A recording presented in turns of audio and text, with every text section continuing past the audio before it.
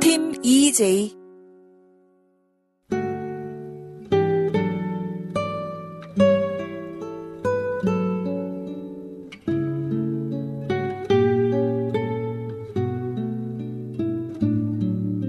네, 이제 이메일 상담 시간이죠? 많은 분들에게 도움이 될 것 같은 사연입니다.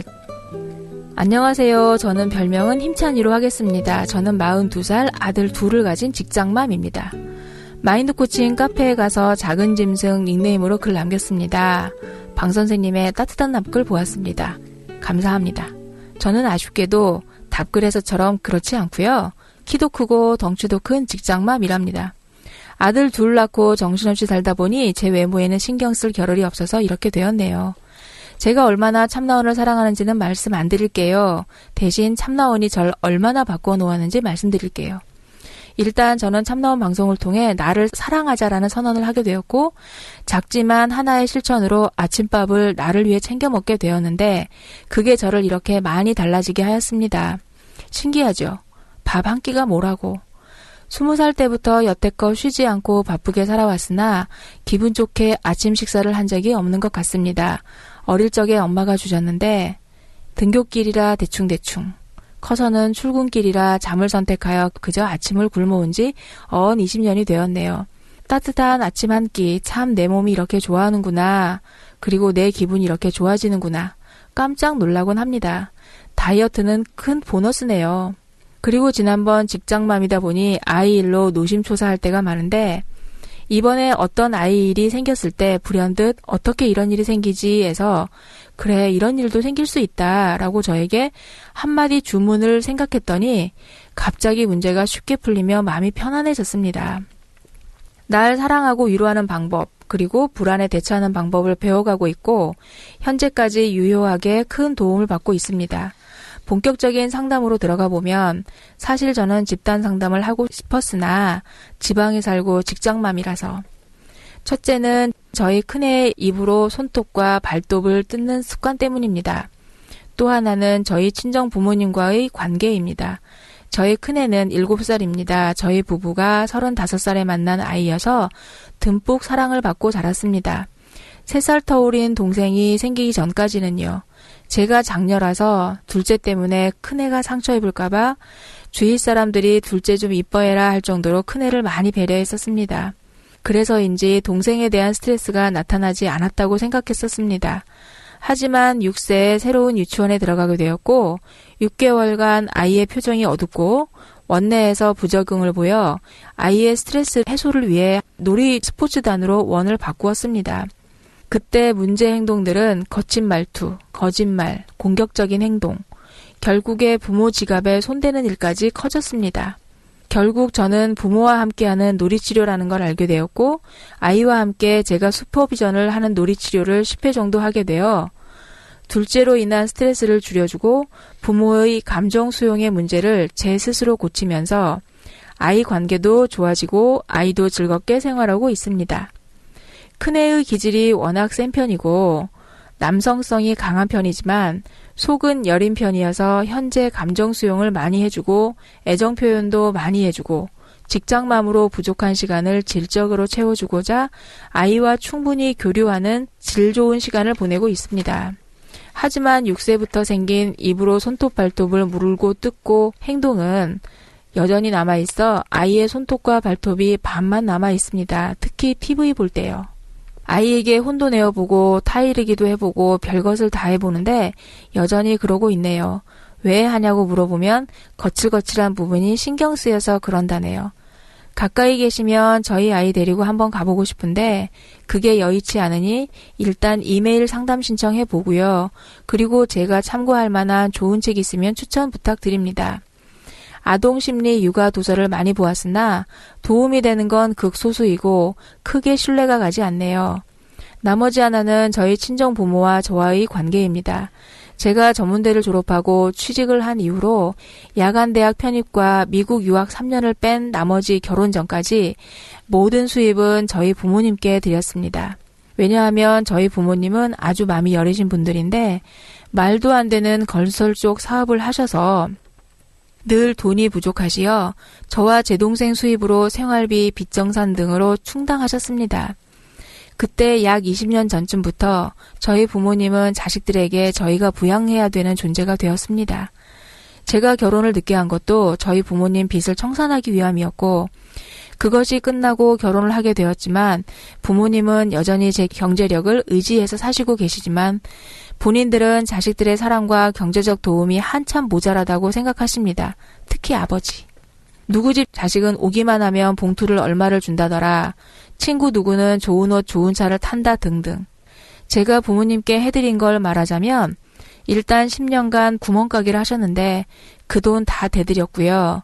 집을 팔고 빚잔치 끝난 후 빈털터리 부모님을 저랑 신랑이랑 돈을 들여 조그만 빌라를 사드렸는데 그 집값이 올라 지방에서 24평 아파트를 가지시게 되었고요. 동생 둘을 제가 몇천만 원씩 들여 결혼을 시켰습니다.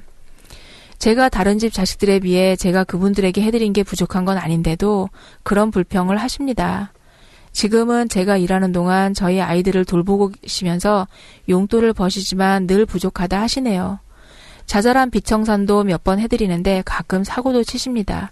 말도 안 되는 물건을 사신다든지 제 카드로 빚을 늘리신다든지 등등.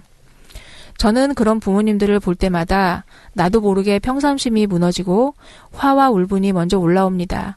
부모님 질문에 화가 섞인 답을 하게 되고 얼굴을 보면 답답하기만 합니다.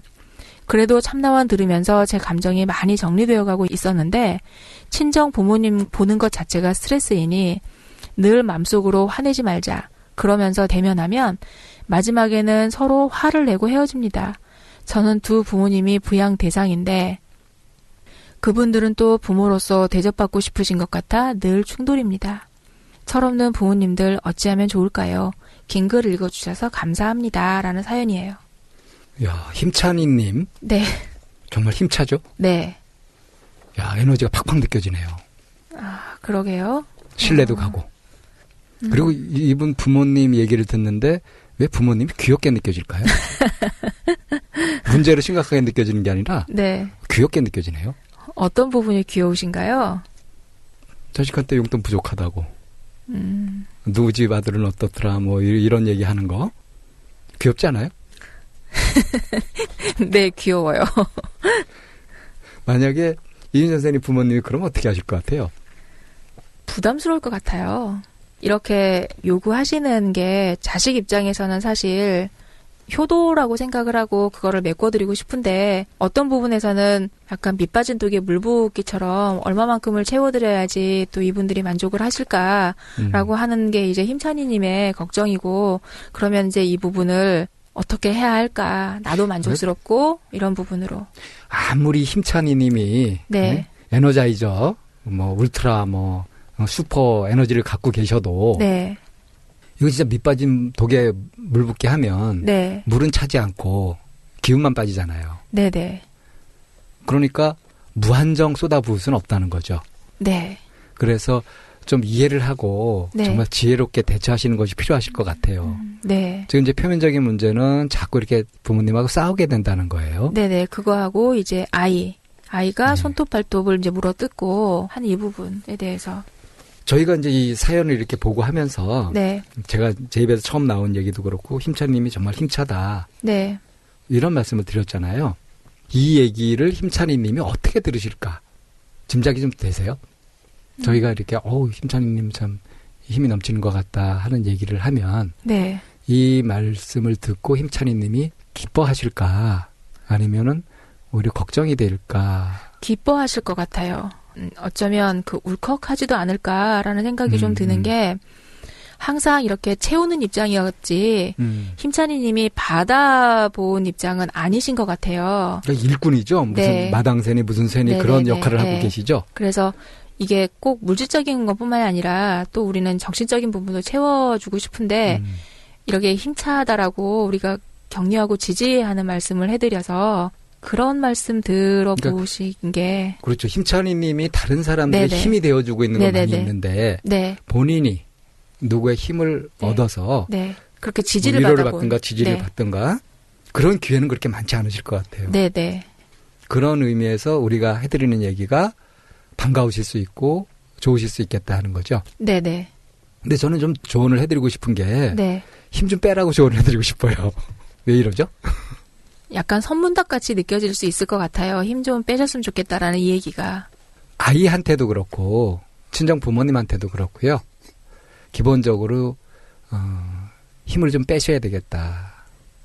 힘을 뺀다는 의미가 우리가 뭐 긴장하고 막 그럴 때도 힘이 들어가지만 내가 부양해야 되고 내가 돌봐야 되고 하는 건 과도한 슈퍼에고? 그렇죠. 그런 것들이 크면 네. 힘이 들어가거든요. 이미 이분 한번 체험하셨어요. 그래 이런 일도 생길 수 있다. 네. 라고 이렇게 했더니 그래 이런 일도 생길 수 있다. 이게 힘 빼는 거죠. 네네. 그랬더니 갑자기 문제가 쉽게 풀렸다는.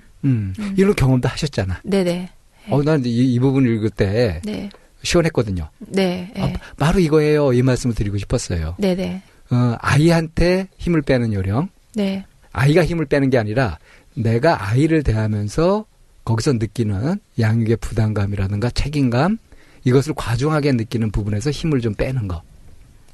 그리고 부모님에 대해서 내가 이렇게 모셔야 되고 책임져야 되고 그렇게 느끼고 있는 것에서도 어떤 부분에서 많이 힘을 빼야 되는 부분들이 있거든요. 이제 힘찬이님 같은 경우에 경제적인 부분까지 이제 책임을 져야 되는 부분이 이미 어떤 부분에서는 부모님이 익숙해져 있잖아요. 그렇죠.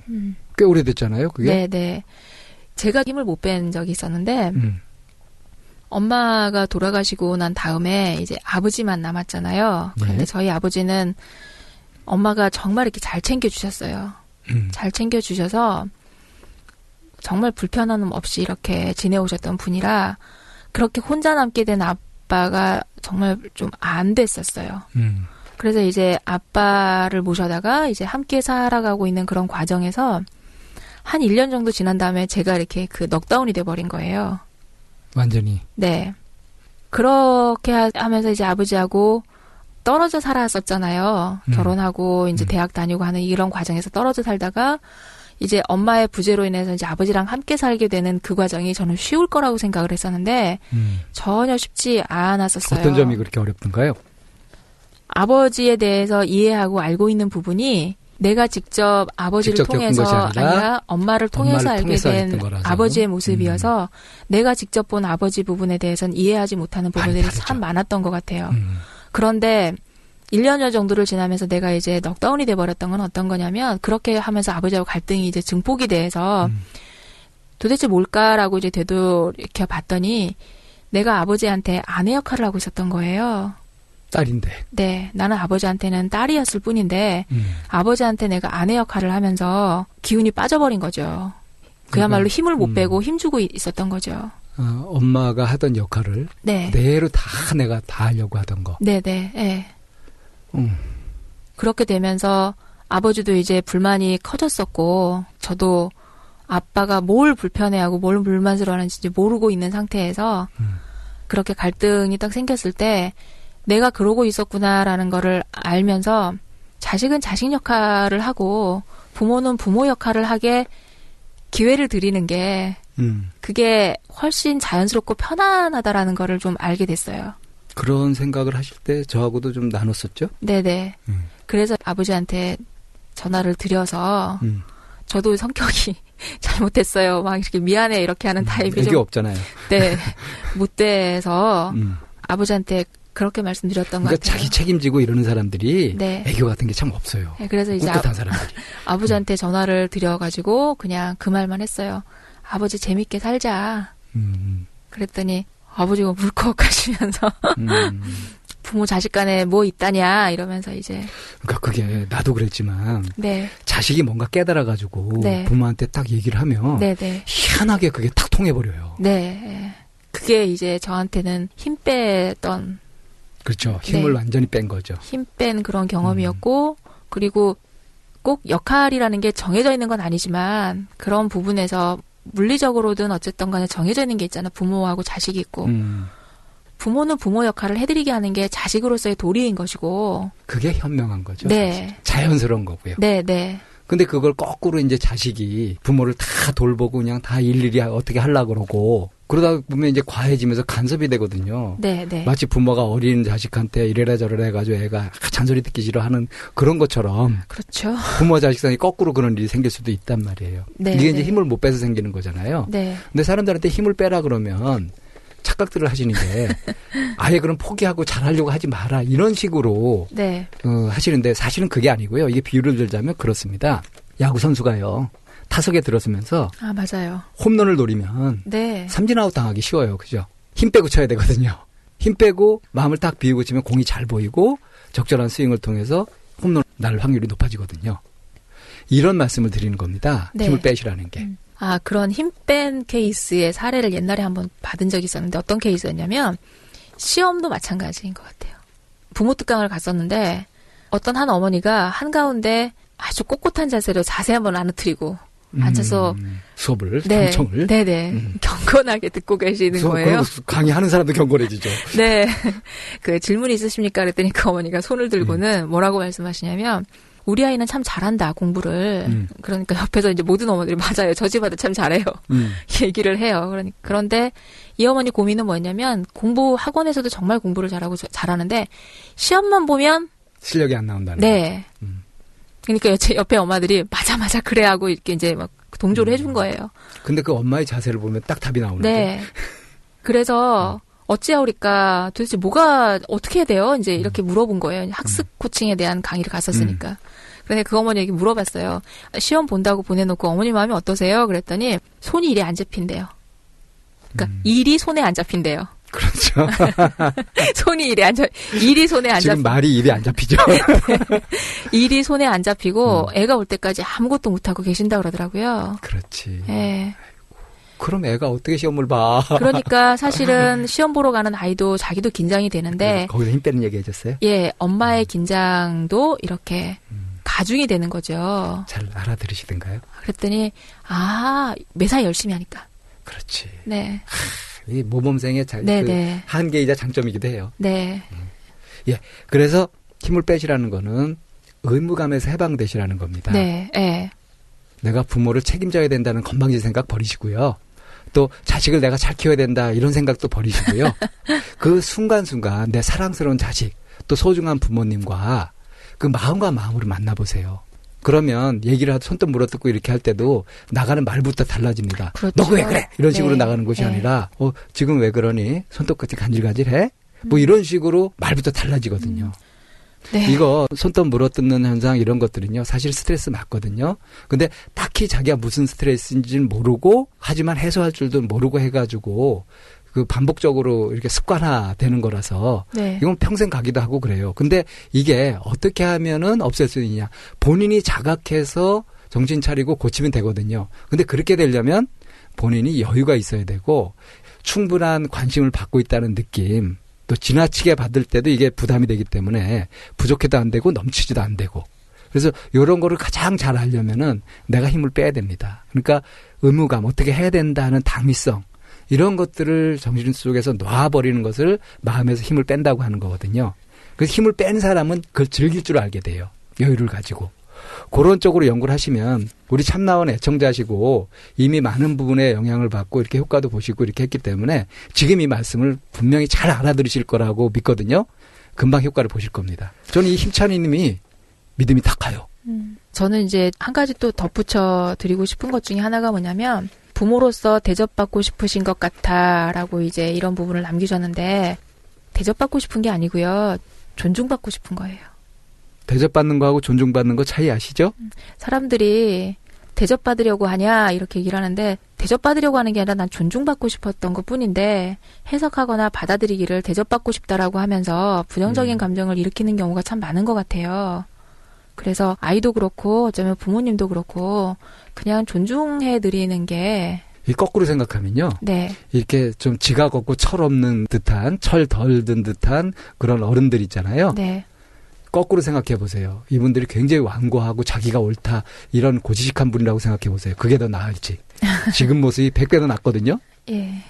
그래서 이제 부모님에게 효도를 하는 거는 이렇게 자꾸 빈 부분을 채워드리는 것도 효도이긴 하지만 부모님으로서 또 자식들을 돌볼 수 있는 그런 기회를 드리는 것도 그게 지혜로운 거고요. 그게 효도의 또 다른 부분인 것 같기도 하더라고요. 그리고 무엇보다도 같이 친구처럼 마음 네. 통하고 즐겁게 하는 거. 네네. 그것이 서로를 위해서 최고고 네. 그야말로 최고 수준의 효도죠. 그리고 아이가 이제 그 행동이나 그리고 지갑에 손대는 이런 부분도 어떤 부분에서는 아이의 발달 단계 이런 것도 좀 한번 보시면 아이가 성장해가는 과정이고요. 네. 그런 위기를 네. 진짜 진지한 사랑으로 제대로 가르칠 거 가르치고 관심은 충분히 주고 이렇게 하게 되면 아이가 이런 과정을 통해서 네. 잘 크게 됩니다. 네. 문제라고 보는 시각에서 좀 벗어나시면 어떻게 해야 될까가 생기는데 문제를 하면 이제 답을 찾기 시작하니까 이거 심각해지는 거 이걸 이제 힘이 들어간다고 저희가 표현하는 거예요. 네, 힘찬이님 도움이 되셨으면 좋겠네요. 힘찬이님이 네. 힘빼니님이 되시기를. 네. 이렇게 해서 이메일 상담 마치고 저희 항상 사연 기다리고 있죠.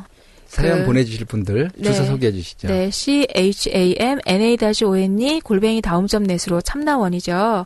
사연 보내주시고요. A4 용지 한 매 분량으로 보내주시는데 상담 유형 구별해서 보내주십시오. 이메일 상담인지 아니면 방문 상담인지. 그리고 방문 상담일 경우에 전화번호 남겨주시면 저희가 발빠르게 연락하겠습니다. 네, 사연 많이 좀 요즘에는 뜸한데요. 저희 사연 기다립니다. 감사합니다.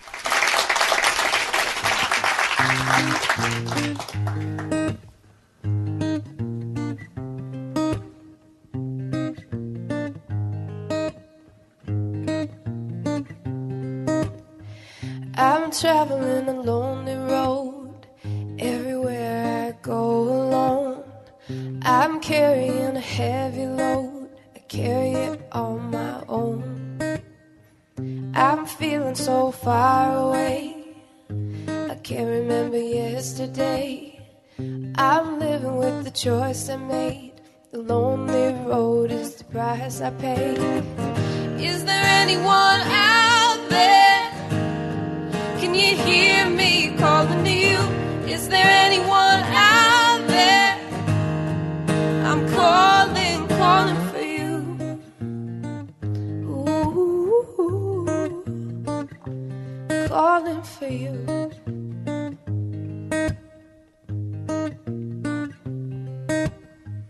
Bright lights on an empty stage. Red bird in a gilded cage. The devil in the deal I made. And the great escape. Is there anyone out there? Can you hear me calling to you? Is there anyone out there? I'm calling, calling for you. Is there anyone out there?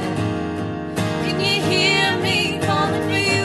Is there anyone out there? I'm calling, calling for you.